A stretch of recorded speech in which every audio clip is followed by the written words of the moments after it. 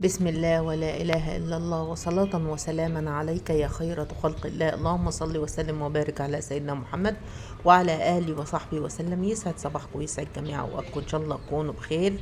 عنوان الفيديو كده مظبوط؟ أيوة مظبوط. كدبة كبيرة كنا بنصدقها زمان لما تيجي واحدة تقول ده أنا أخت جوزي اللي طلقتني، ولا حماتي اللي طلقني اللي طلقتني، ولا حماية. كدبة كبيرة قوي قوي قوي.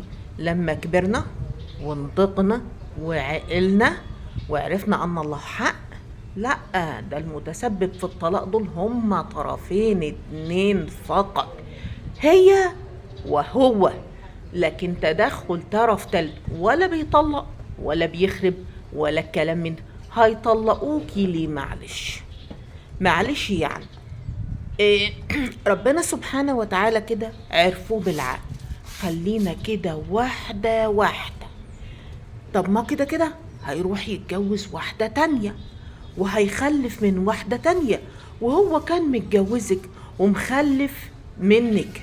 تمام، ربنا سبحانه وتعالى عرفوه بالعقل. طب ما هو هيتجوز التانية ويخلف منها ليه؟ هو احنا عايزين بدل الغم غمين؟ ما كفاية علينا هم واحد، يبقوا همين ليه؟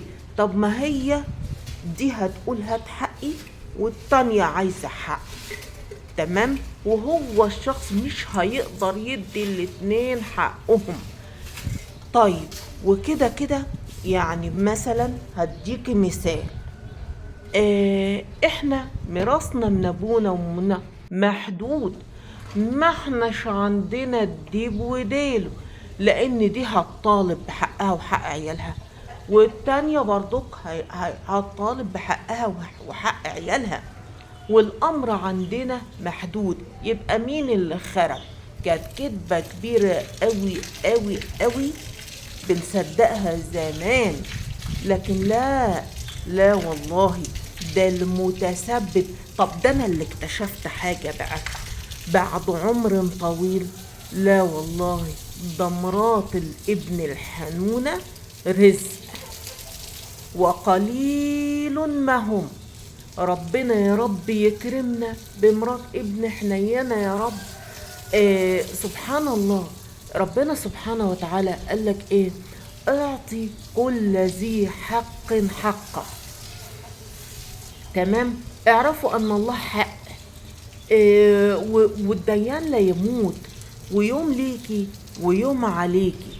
انت النهارده لما تبقى فوقيكي حماتك، معلش، شم ريحة الطبيخ وانت طالعة نازلة عليها، ما تقولهاش خدي طبق؟ ليه؟ هي ملهاش حق، هي ملهاش حق، ده حقها، ده ربط، ده شقير، ده تعبت، ده الكلمة الطيبة صدق. ده انت لو نزلتي كده بس وقعدتي معاه شوية وفضفضتي معاه شوية واتكلمتي معاه شوية، طبقين معون تغسليهم، هما مش فرض عليكي، هو مش فرض عليكي انك تعملي كده. بس اقولك على حاجة، ان الله حق والديان لا يموت.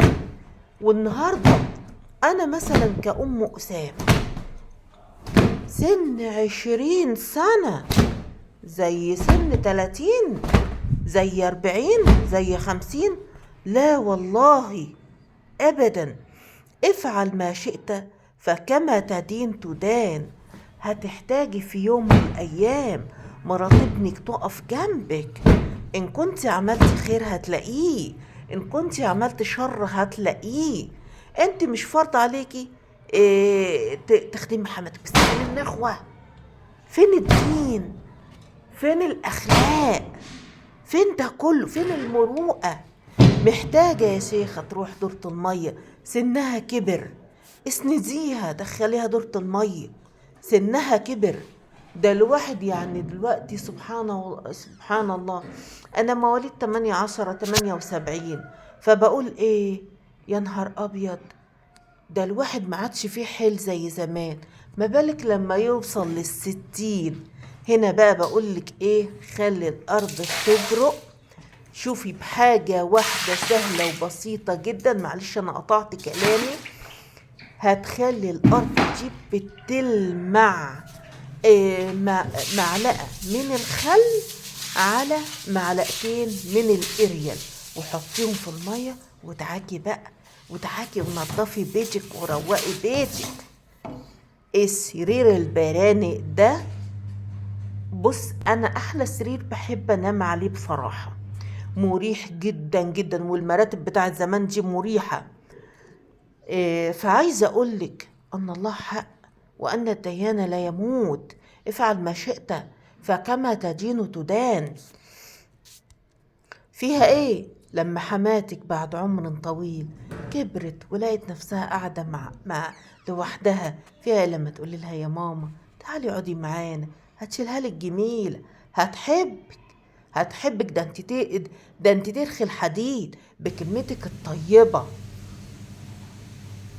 مش كنت تبقي قبل الجواز تقولي لها يا ماما يا ماما يا ماما، وبعد الجواز ولا كأنك تعرفيها، وبعدين تيجي تخيري اللي انت كنت متجوزاه ما بينك وما بين اهله فيختارك. عايزه اقول لك على حاجه، لا اله الا الله، اعرف في يوم من الايام اللي اخترتها على حساب اهلك ورميت اهلك وما جعلت لهمش جانب في حياتك، اعرف انك هتبقى في مزبله التاريخ. آتي كل ذي حق حقه، أهلك لهم حق، زوجتك لها حق، أبنائك لهم حق. بقى بعد ما الأم ربت وشقيت وتعبت وطفحت الدم وشافت الكوتة، وبعدين تيجي تاخدك واحدة على الطبطاب تخيرك ما بينها وما بين أهلها وما بين أهلك، وبعدين في الآخر تختارها هي. ده انا هقول لك على حاجة، لا اله الا الله، اعرف بعد كده انك انت مش هتبقى لك قيمة، وهتبقى في مزبلة التاريخ، ولا هيبقى لك كيان، ولا هيبقى لك حاجة خالص. سبحان الله. هضرب مثال كده بسيط، انا ما بصورش الفراخ بتاعت الناس، بس هي جت في الكاميرا غصب عني. في شاب مأجر الدور الرابع عندنا، سبحان الله، شيء جميل وشيء حلو. انا بوريكم هنا بقى الشقة بعد ما نظفتها وخدت مني وقت طويل. شيء جميل وشيء حلو انك انت دايما واخد زوجتك وقاعد مع اهلك ومراعيهم، ودايما احس ان اهلك موجودين وان زوجتك كويسة معاهم. ده شيء جميل قوي، ده شيء جميل قوي. دي حق الاهل. في فيديو تاني بقى هينزل لكم ان شاء الله، بس بكرة بإذن الله. الأم تعبت كتير وشقيت كتير وبتفرح بأقل حاجة. أنا لقيت ابني حبيبي جاي، وهو جاي مديني 1000 جنيه، وجايب لي مروحة، وجاب لي جبن، وبسطني. ولو دخل عليا بقيته فاضية، بس دخلته عليا بالدنيا. هنا بقى روقت الشقة ونظفتها، خليتها بقى زي الفل ما عدا المطبخ والحمام، هعملهم بكرة بقى ان شاء الله. لمعتها كده بقى بالملمع.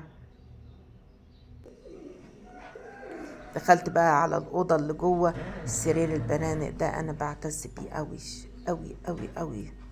السرير البرانق ده ليه ذكرى عندي، كان أبويا الله يرحمه كان دايما ينام عليه، ليه مكانة عندي.